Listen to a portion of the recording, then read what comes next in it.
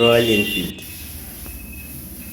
এটা অনেকেরই স্বপ্নের বাইক, আমার স্বপ্নের বাইক, এবং এটাই আমার লাইফের ফার্স্ট বাইক। এই বাইক কেনার আগ পর্যন্ত আমি বাইক চালানো পারতাম না।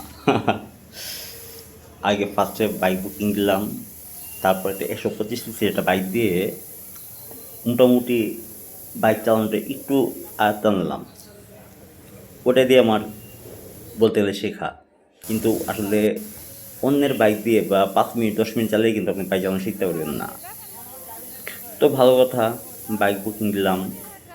সমস্যাটা হলো যখন আমি ডেলিভারি দিতে যাই, তারা বললো ড্রাইভিং লাইসেন্স ছাড়া নাকি বাইকের কাগজ হয় না। পড়লাম না একটা মুসিবতে। যাই হোক, বাইক চালিয়ে যে বাসা পর্যন্ত আসবো ততটুকু এক্সপিরিয়েন্স তো আমার হয় নাই, ততটুকু সাহসও আমার হয় নাই। একটা বাইকে নিয়ে গেলাম, সেই চালিয়ে বাসা পর্যন্ত নিয়ে আসলো।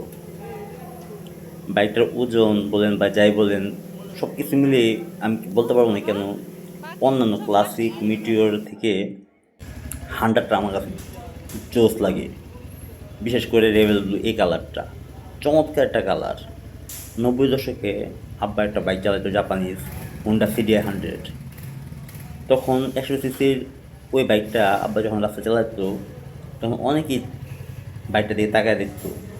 এমনকি আব্বা যখন গলিতে ঢুকতো, আমি তো পাশে ভেতর বসে আমি টের পাইতাম যে আব্বা আসতেছে। এই বাইকটার ক্ষেত্রে আমি সেম জিনিসটাই ফিল করি। এটা যখন ডুক ডুক ডুক ডুক আওয়াজ করে, তখন মানুষের অ্যাটেনশান পুরোপুরি বাইকটার দিকে আসে। বিশেষ করে একদিন আমি বাসায় ছিলাম, এক ভাই চালিয়ে আমার গলিতে যখন বাসা ঢুকলো, আওয়াজ শুনে বুঝে গেলাম yes, this is my Hunter.